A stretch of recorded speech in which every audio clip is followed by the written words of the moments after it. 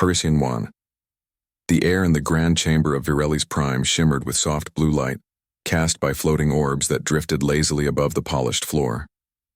Tall beings from dozens of star systems sat in curved rows, their forms as varied as the worlds they represented. Some had skin like polished stone, others moved on too many limbs, and a few communicated through gentle pulses of color across their smooth hides. At the center of it all stood Lena Hayes, human ambassador from Earth, small and alone in her simple gray uniform. She had asked for this emergency session. Her voice, though calm, carried through the chamber without aid of amplifiers. Humans had learned long ago that when you speak truth, you do not need to shout. 3 weeks ago, she began, the Cathari colony on Vexus Minor went silent. Not a single signal, not even a distress call. When our long-range scouts arrived, they found nothing. No buildings, no bodies, just bare rock and cold wind. A ripple of murmurs passed through the chamber. The Cathari were a proud ancient people. Their colonies were well defended. For one to vanish without a trace was troubling, but not unheard of. Space was vast and accidents happened. Lena paused, then activated a small hollow projector at her wrist. A flickering image appeared, jagged black ships unlike any design in the Concord database. They moved like living things twisting through space with unnatural grace. These were seen near Vexus Minor hours before it fell. We call them Reapers. They don't just destroy, they consume. They strip planets clean, air, water, metal, life, and leave behind dead worlds. Counselor Drell of the Zorvathi leaned forward from his high seat. His species valued logic above all, and he had little patience for what he saw as human drama. Ambassador Hayes, he said, his voice dry as old paper, your species has been part of the Concord for less than 2 centuries. You still build ships that burn fuel. You argue over borders on a single world. And now you come here claiming a new enemy that erases planets? Where is your proof? Not shadows and fear, but data. Lena met his gaze.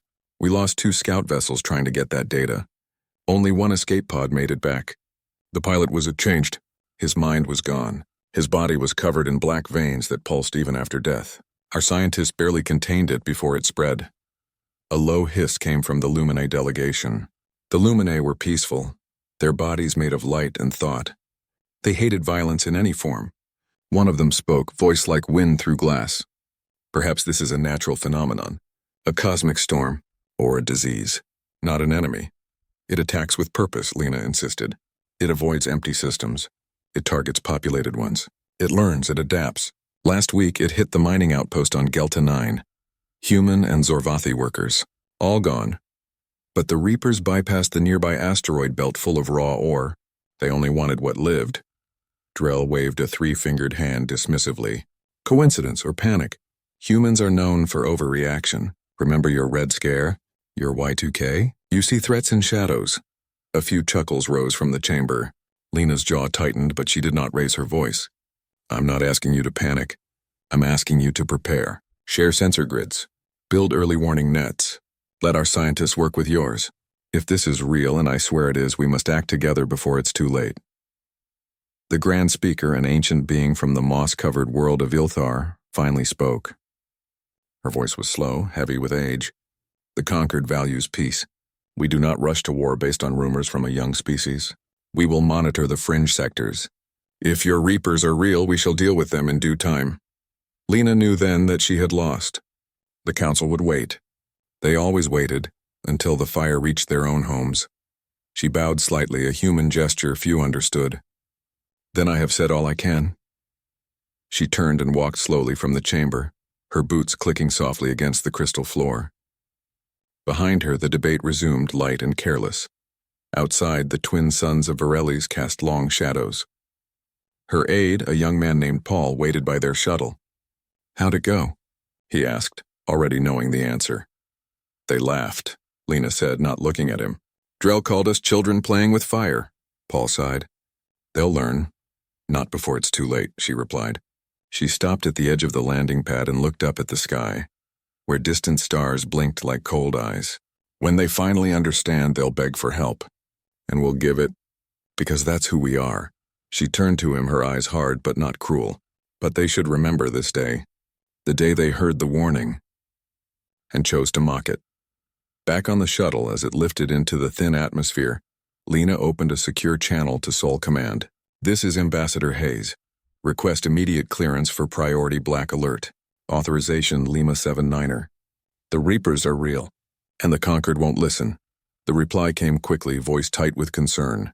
"Understood, Ambassador. Fleet Command is already moving assets to the outer rim.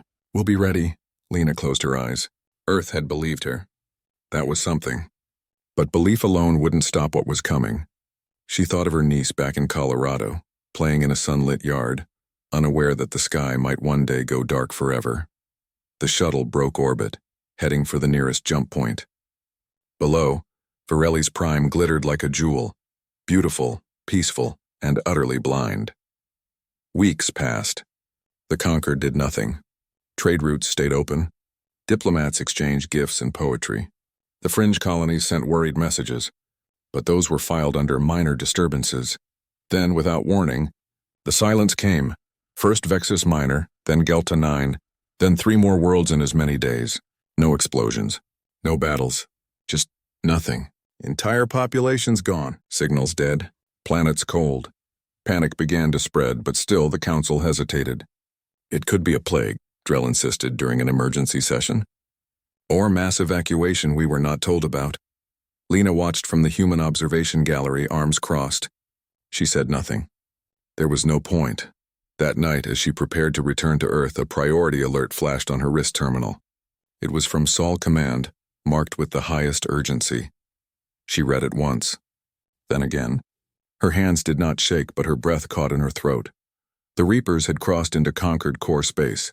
Their first target, Varelli's prime. Lena looked out the window of her quarters. The city below glowed peacefully. Music floated up from the gardens. Somewhere children laughed. She activated her comm. "Get the shuttle ready. We leave in 10 minutes. Paul's voice came back tense. "What about the others? The refugees?" "There won't be time," she said quietly. "Not for them. But maybe for us to warn the next ones." As the shuttle lifted off, alarms finally began to wail across the city. Too late. Always too late. In the distance, against the star-strewn black, something moved. Not a ship. Not a storm. Something worse. Something hungry, and it was coming fast. Part 2. 6 solar cycles after Lena Hayes left Varelli's prime, the sky above the city of Luminar split open. Not with thunder, not with light, but with silence. The twin suns dimmed as if veiled by smoke. Then the Reapers came. Their ships poured from a tear in space like ink in water, twisting and spreading without sound. They were not metal, not flesh, but something in between. Black, pulsing, covered in ridges that opened like mouths. Within minutes, planetary shields flickered and died. Defense turrets melted before they could fire. The Lumini, who had never known war, stood in the streets and watched, their light flesh dimming in horror. Panic spread too slowly. There was no time to run. From orbit, Captain Daniel Brooks watched it all on the main screen of the UNS Resolute. His ship hung at the edge of the system, cloaked and silent. He had come against direct orders from Earth Command. They had told him to observe, to gather data, to stay out of it. But Brooks had seen the sensor logs. He had heard the last transmission from Varelli's, just static. Then a scream cut short. He couldn't just watch. "Helm," he said, voice low but steady.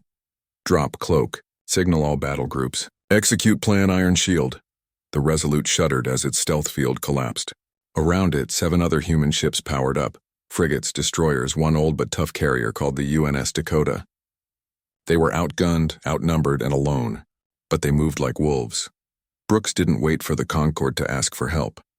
He opened a wideband channel. "This is Captain Daniel Brooks of Earth. If you can hear this, get to the evacuation zones. We'll hold them as long as we can." No one answered. The Lumini had no military comms. Their networks were for art, for philosophy, for song. War was a word they barely understood. On the surface, Counselor Drell stumbled through the crumbling plaza of the Grand Chamber. His robes were torn, his face streaked with dust. Around him, Zorvathi diplomats scrambled for escape pods that would never come. He looked up as a Reaper ship drifted overhead, low and slow, like a predator savoring its meal. Then he saw them. Human ships diving through the upper atmosphere, firing not with beams or missiles, but with strange, shimmering pulses, grav pulse mines designed to warp local gravity. One Reaper vessel twisted violently, its biohull cracking like eggshell. It crashed into a mountain, exploding in black fire. Drell fell to his knees. He remembered Lena Hay, as he remembered his own mocking words. Shame burned hotter than the falling sky. Aboard the Resolute, Brooks barked orders. Launch drone swarms. Target their sensory clusters, the glowing nodes on their undersides. Ruiz said they're weak there. Commander Elena Ruiz, his tactical officer, nodded from her station. She had grown up in a desert town where survival meant thinking faster than the storm. Now she was doing the same on a galactic scale. Drones away. They're learning, sir. The Reapers are adapting to our last attack pattern. Then give them a new one, Brooks said. Feint left, strike right. Use the debris field as cover. Human ships darted through the wreckage of Lumini satellites, firing in short, sharp bursts. They didn't try to win. They tried to delay. Every second bought more lives. Down below, evacuation shuttles finally launched. Slow, overloaded, fragile. Brooks saw them on his screen. Protect those shuttles, even if it costs us the fleet. The Dakota took a direct hit while shielding a cluster of escape pods. Its hull split open, but its engines kept firing, pushing the pods toward a waiting freighter from a neutral system. The captain's last words were simple. Tell my kids I kept my promise. Brooks felt the loss like a punch, but he didn't flinch. All ships formed defensive ring around the escape corridor. We hold here. For 3 hours they fought. Human ships burned. Crews died. But the escape corridor held. Over 12,000 beings, Lumini, Zorvathi, even a few Cathari refugees, made it off-world. Then the Reapers changed tactics. A massive vessel, larger than anything seen before, emerged from the rift. It pulsed with dark energy. Space itself warped around it. Gravitic singularity forming, Ruiz warned. If it collapses, it'll swallow half the system. Brooks made his choice. All ships fall back. Dakota's gone. We can't stop that thing, but we can buy time for the last shuttles. He turned to his comms officer. Patch me through to all frequencies. Open broadcast, the young officer nodded, fingers flying. You're live, sir. Brooks took a breath. His voice was calm, clear, and carried the weight of a species that had survived ice ages, plagues, and its own worst instincts. Galactic conquered. You mocked us when we warned you. You called us children. Now you see what comes when we say enemy. We are leaving. But remember this, when humans decide something must die, we do not stop. We do not forget. We hunt it forever. He cut the transmission. Helm plot jump to Sol system. Maximum burn. The Resolute turned, engines flaring white-hot. Behind it, the Great Reaper vessel opened like a flower of teeth and shadow. The sky of Virelli's Prime went dark. In the last escape shuttle, Drell clutched a data chip Lena Hayes had given him months ago, full of human defense protocols, ignored until now. He stared out the viewport as his world vanished behind a wall of black. Tears, rare for his kind, traced lines down his cheeks. He whispered words he never thought he'd say. Forgive us. Light years away, the Resolute dropped out of warp near Mars. Damage reports flooded the bridge. Half the crew was dead or wounded. But they had brought survivors. They had shown the galaxy what humanity could do. On Earth, news spread fast, not just of loss, but of defiance. Factories worked double shifts. Shipyards glowed day and night. Children drew pictures of Captain Brooks as a hero. Old arguments about budgets and borders faded. A new purpose took hold. In a quiet room at Sol Command, Admiral Ruiz watched footage of the battle. She saw human ships weaving through fire, shielding strangers, dying without hesitation. She turned to her aide. Send this to every colony, every station. Let them see what we are, the aide nodded. What do we call it? Ruiz smiled faintly. The beginning. And far out in the void, the Reapers fed. But for the first time, they had been hurt. They had been delayed. They had been noticed, and somewhere, a species that never forgot a threat was already sharpening its knives. Part 3.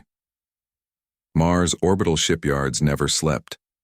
Even in the quiet hours when the red planet turned its back to the sun, welders sparked against hull plates, engineers ran diagnostics on new drives, and cargo haulers ferried supplies from the surface. But now the yards worked like a heart in panic, fast, hard, and without rest. Humanity was at war, and it was fighting in a way no one in the galaxy understood. Commander Elena Ruiz stood on the observation deck of Command Hub 7, arms crossed, eyes fixed on the skeletal frame of a new warship taking shape in dry dock. It had no name yet. It didn't need one. It was built for one purpose: to kill Reapers. Not to defeat them, not to drive them back, to erase them. She had grown up in a small town in New Mexico, where survival meant reading the land, the wind, the silence before a storm. Now she read data streams, fleet movements, and enemy behavior patterns. The Reapers were not just machines. They were a hive mind, a single will spread across thousands of ships, and like any living thing, they could be hurt if you knew where to strike. Earth's High Command had activated Project Longbow after Virelli's fell. It wasn't a weapon. It was a way of thinking. While other species fought with honor, with rules, with clean lines between soldier and civilian, humanity remembered its past. It remembered total war. It remembered that sometimes to save the future you had to burn the present. Ruiz turned as a young officer approached. "Ma'am, the drone tests are complete. The new swarm AI adapted to Reaper countermeasures in under 3 minutes. Good," she said. "Load them onto the Orion-class frigates. We launch in 12 hours, the officer hesitated. The Concord just sent another message. They're asking us to stop using the neural static pulses. They say it's cruel." Ruiz almost laughed. "Cruel? The Reapers eat worlds. They leave nothing. Not bones, not memories, not even dust that remembers life. And they call our tactics cruel?" She shook her head. "Tell them we'll stop when the last Reaper is ash."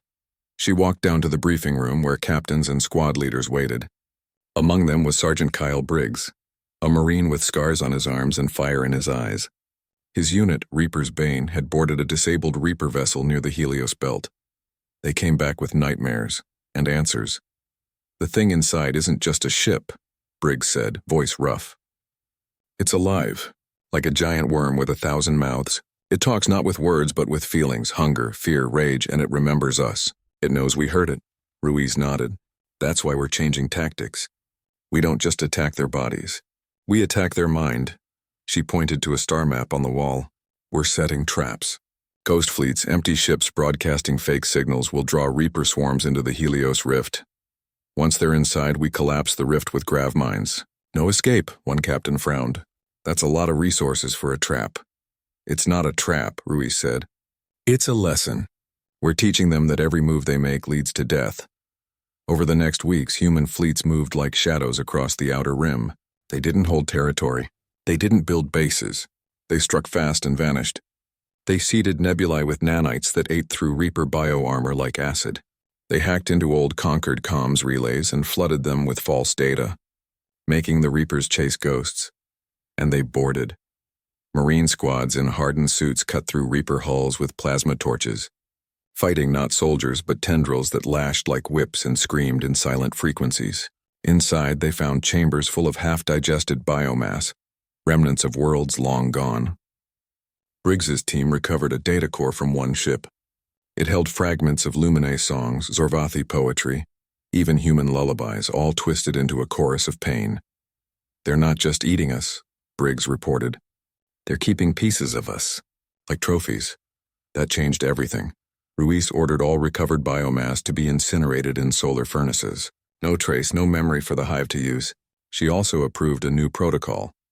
Any human ship damaged beyond repair would self-destruct with enough force to sterilize everything within 1,000 kilometers. Better to vanish clean than feed the enemy. The Concord watched in horror and awe. Their fleet still moved in neat lines, firing precise shots, retreating when outnumbered. Humans did none of that. A human frigate, crippled and burning, once rammed a Reaper command node at full speed, taking out 3 enemy ships with it. The captain's last words were, "Tell my wife I kept the garden." Word spread. Refugees from fallen worlds began asking for human protection. Even proud species like the Cathari sent envoys begging for alliance. They didn't understand human ways, but they saw the results. Where humans fought, Reapers died.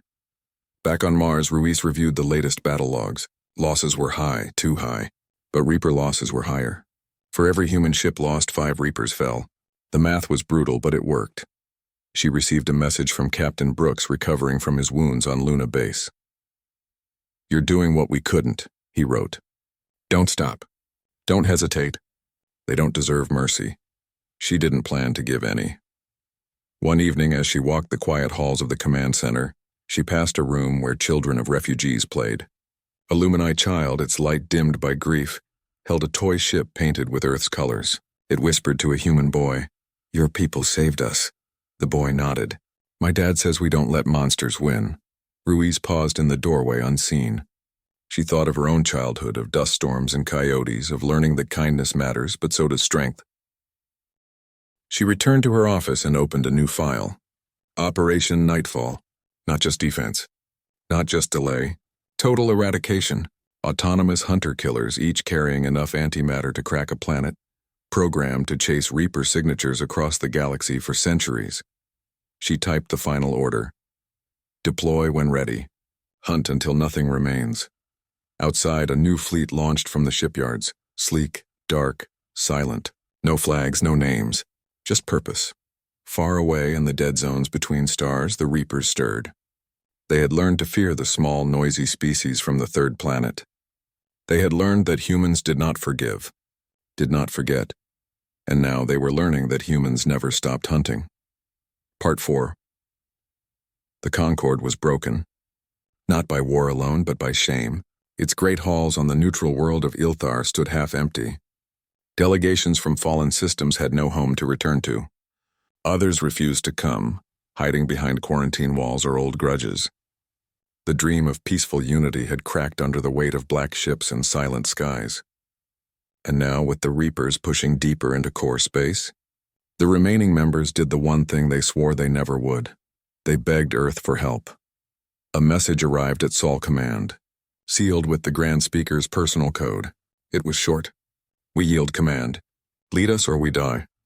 Admiral Elena Ruiz read it twice. She felt no triumph, only weariness. She had warned them. Brooks had bled for them. Thousands of human sailors had given their lives to buy time the Concord wasted. But she also knew that if humanity stood alone, it would fall. The Reapers were too many, too hungry. She called a council of her own, captains, scientists, marines, even a few refugee leaders. They met in a plane room on Luna Base. No grand chamber, no floating lights. Just a table, chairs, and the weight of what came next. "We take command," Ruiz said. "But on our terms." No more debates. No more delays. When I say jump, you jump. When I say burn, you burn. If you can't accept that, stay home. No one argued. Even the proud Cathari admiral, his armor still scarred from Virelli's, bowed his head. "We follow." The new fleet assembled at the edge of the Cygnus Arm. Human ships formed the core. Battleships. Carriers, drone tenders. But now they were joined by Zorvathi logic cruisers. Lumini light sails retrofitted with weapons. And even old Cathari dreadnoughts painted with Earth's star and circle insignia. It was not a Concord fleet anymore. It was a human-led armada, bound by one goal: push the Reapers back. Their first target was the Helios Rift, a narrow corridor of warped space the Reapers used to move quickly between systems. Intelligence from captured biocores showed it was their main highway. Cut it and their advance would slow. Captain Daniel Brooks, healed but still limping, stood on the bridge of the newly refitted UNS Resolute. He was no longer just a captain. He was the spearhead. Ruiz had given him the most dangerous job: lead the decoy fleet into the rift and draw the enemy in. "Ghost signals are live," his comms officer said. "We're broadcasting a full evacuation convoy, fake, of course." Brooks nodded. "Let's make it look juicy. Add some distress calls. Make them think we're weak." The Resolute and 12 other ships, mostly older models, patched and refitted, entered the rift at half speed. They flew like prey, engines sputtering, shields flickering. To any observer, they looked broken, fleeing. It worked. Within hours, Reaper signatures bloomed on long-range scanners. Dozens of them. Then hundreds. They came fast, drawn by the scent of fear. "Here they come," Brooks said. "All ships hold formation. Wait for the signal." Deep in the rift, hidden behind asteroid clusters and ion storms, the real fleet waited. Ruiz watched from the command ship UNS Vanguard, her fingers resting lightly on the console. She had spent weeks planning this. Every mine, every drone, every escape vector was mapped in her mind. When the last Reaper ship entered the rift, she gave the order: collapse the throat. Grav mines detonated at both ends of the corridor. Space twisted, folded, then snapped shut like a closing fist. The Reapers were trapped. "Now," Ruiz said. Human carriers launched swarms of AI drones, small, fast, and smart. They didn't attack the big ships first. They went for the small ones, the scouts, the feeders. They jammed the hive mind signals, creating confusion. Then the heavy guns opened fire. Brooks' decoy fleet turned hard, shields flaring to full.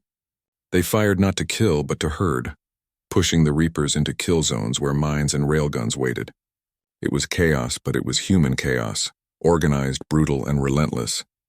For 6 hours, the battle raged in the narrow space of the rift. Ships exploded. Tendrils lashed through vacuum.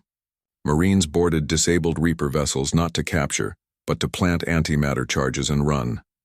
Then came the moment Ruiz had feared. A new signal appeared. Massive, pulsing, ancient. The Reaper Corps commander. It had not been seen since Virelli's. It moved slowly, but its presence made the smaller Reapers frenzy with purpose. It's adapting, Briggs reported from a boarding pod. It's learning our patterns. Ruiz knew what that meant. If it escaped, it would warn the rest. The trap would fail.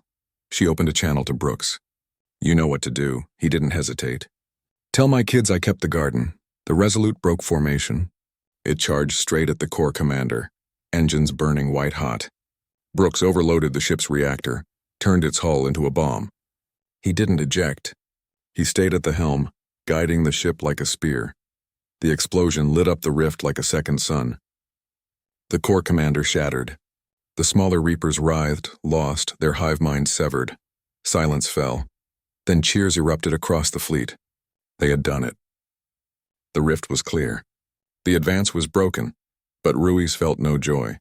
She watched the Resolute's last signal fade, another good man gone, another debt the Reapers would pay for. In the days that followed, the Armada pushed forward. System by system, they drove the Reapers back. They used scorched earth tactics, poisoning gas giants, collapsing asteroid belts, leaving nothing the enemy could use. They fought not for glory, but for silence. The silence of dead worlds that would never scream again. Refugees returned to ruined homes. Farmers planted crops in ash. Children drew pictures of human ships with wings. The galaxy began to heal, but it would never forget. And in the command center on Luna, Ruiz received new data. The Reapers were retreating, but not dying. They were gathering in the dead zone of Cygnus X1, near a black hole where sensors failed. The Concord voted to seal the region. Build walls. Declare victory. Ruiz looked at the star map at the dark spot where the enemy hid. She thought of Brooks, of the Resolute. Of every name on the memorial wall. She knew the war wasn't over, it was just entering its final phase. Part 5. The vote was unanimous. The Concord declared victory. The Reapers had been driven back to the dead zone near Cygnus X1, a region of twisted space and crushing gravity where no sane species would go. The Grand Speaker announced a new era of peace. Monuments were planned. Songs were written. The galaxy, weary and wounded, wanted to believe it was over. But on Earth, in a quiet room beneath the mountains of Colorado, Admiral Elena Ruiz watched the latest sensor logs and knew better. The Reapers were not defeated. They were hiding, and hiding things do not stay hidden forever. She stood before the full Concord Council one last time. They sat in their rebuilt chamber on Ilthar, robes clean, voices calm. Councillor Drell, now thin and gray with guilt, avoided her eyes. The threat is contained, the Grand Speaker said gently. We will station automated sentinels at the edge of the dead zone. If anything emerges, we will know. Ruiz shook her head. Sentinels can be fooled. Signals can be faked. The Reapers learn. They remember. They waited thousands of years to strike once. They'll wait longer to strike again, Drell finally spoke. What would you have us do, Admiral? Burn the stars? Chase shadows into black holes? Yes, she said simply.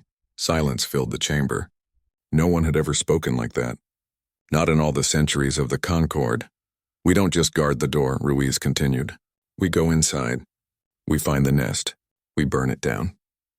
And if it rebuilds, we burn it again, and again, until there is nothing left to burn. The Lumini delegate shimmered with distress. That is not justice. That is vengeance. No, Ruiz said. It's duty. You asked us to lead. Now you must trust how we finish it. The Concord refused. They voted to seal the zone, to move on, to heal. Ruiz did not argue. She had expected it. Humans had never needed permission to do what was right. Back on Luna Base, she activated Operation Nightfall. In hidden shipyards beyond Pluto, the first hunter-killer launched. It was not a warship. It was a tomb with engines. Sleek, black, silent, it carried no crew. Only an AI core trained on every Reaper signal ever recorded, and a payload of antimatter strong enough to sterilize a solar system. Its mission was simple: find Reapers. Destroy them. Never stop. One by one, more hunters launched. 50. 100. Each programmed to last centuries, to repair itself with asteroid metal, to follow the faintest trace of biosignature across the void. They would not rest. They would not forget, the Concord protested. Called it madness. Called it a waste. Ruiz ignored them. She stood on the observation deck as the last hunter disappeared into the dark. She thought of Kao. Tane Brooks. Of Sergeant Briggs, who now trained new Marines on Mars. Of the Luminae child who still slept with a toy Earthship under her pillow. Someone had to keep the dark away. And if no one else would, humanity would. Years passed. The galaxy rebuilt. Trade returned. New colonies bloomed. The Reapers became a story told to scare children. But in the deep black, the hunters worked. One found a Reaper scout near the ruins of Gelta 9. It tracked it for 3 months, learning its path, then struck without warning. The scout vanished in a flash of clean fire, no debris, no trace. Another hunter drifted through a dead nebula and detected a faint pulse, a hive node, dormant but alive. It circled for weeks, waiting, then unleashed its payload. The nebula glowed blue for a moment, then went dark again. The hunters did not communicate with Earth, they did not report. They simply hunted. One day, Counselor Drell visited Luna Base. He was old now, his steps slow. He asked to see the control room for Operation Nightfall. Ruiz took him to a dim chamber with a single screen showing star maps and silent icons, each one a hunter. "How many are out there?" he asked. "Enough," she said. He stared at the screen. "You really mean to do this? Forever? If we have to," she replied. "Because someone has to. And if we don't, who will?" Drell nodded slowly. He understood now. Humanity did not fight for land or power. It fought because it remembered what it meant to lose everything and refused to let others suffer the same. He left without another word. Decades later, Ruiz stood on the same observation deck, her hair white, her back bent. A young officer approached with a report. Hunter 7 Alpha just sent a final burst. It engaged a Reaper cluster near the Andromeda Fringe. "Signal lost," Ruiz smiled faintly. "Good, one less." She looked up at the stars. Somewhere out there, a hunter was still flying, still watching, still waiting. The galaxy slept peacefully, unaware of the silent guardians in the dark. But humanity knew, and that was enough. Far beyond known space, past the edge of maps, a lone hunter-killer drifted past a derelict Reaper vessel. Its sensors pinged once. A faint biosignature pulsed deep within the wreck. The hunter's engines flared to life. It turned, locked on, and accelerated into the void. The hunt continued forever.